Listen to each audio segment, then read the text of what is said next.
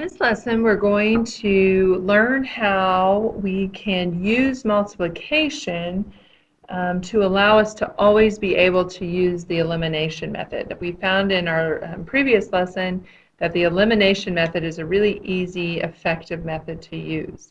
So if you'll take a second, set up your notebook and copy the first example problem, and when you're ready to go, start the video back up. So if you'll notice in this system, we don't have any of the coefficients the same so that we can actually use the elimination method. And so we need to make them the same.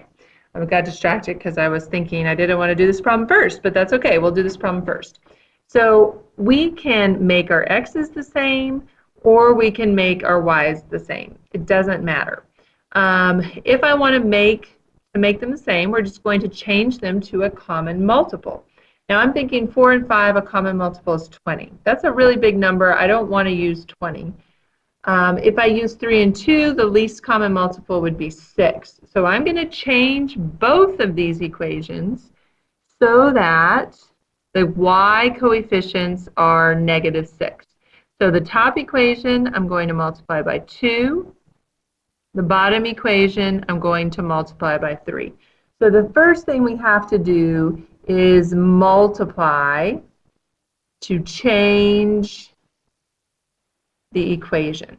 You don't have to multiply both equations if it's not needed, and we'll look at the second example we'll look at will be like that. Something to think about that maybe in the next one we do is that you can also multiply by a negative number.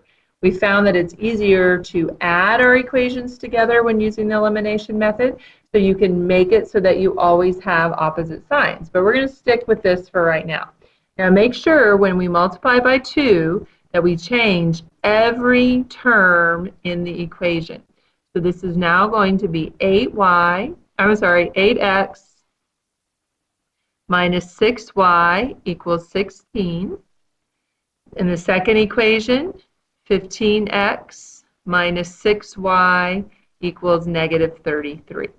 Now we have our coefficients the same. Now we're ready to use the elimination method. We are going to have to subtract, okay, to cancel out our y's. So 8x minus 15x is -7x. 16 minus -33 is, I had a blank, 49. And so then when we divide by -7, we get x equals -7. Now just like with the elimination method, you can take that -7 and you can plug it back into any of the equations, because the ones that I've written here in pink, these are equivalent equations to our original one. So you can pick any of those equations. I'm going to go with the first one. So I'm going to say 4 times -7 minus 3y equals 8. Okay, do my multiplying, add 28. That gives me 36. And when we divide by -3, we get y equals -12. So our solution is -7, -12. Just like we did with the elimination method, we've just added that step of multiplying. Let's look at the second example.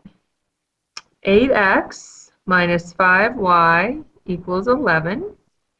And 4x minus 3y equals 5.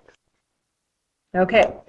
So this time, I want you to notice that we could change my y's to maybe 15. We could even do 30. It doesn't have to be the least common multiple, but we know that the smaller the number, the better. But I want to go ahead and make my x's the same, and I want to make them 8. And what I also want to do is I want to make this 4 and -8 so that I can add the equations together. So notice I'm only going to have to change my second equation, and I'm going to multiply it by a -2 this time. That way I can add. Now, since I'm changing it, I'm going to go ahead and rewrite the first equation just so everything is together and there's no spaces, nothing gets lost.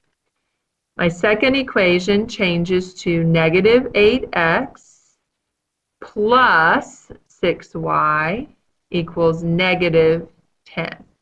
Now we're ready to use the elimination method. I think at this point you should be able to stop the video and finish solving this system using the elimination method.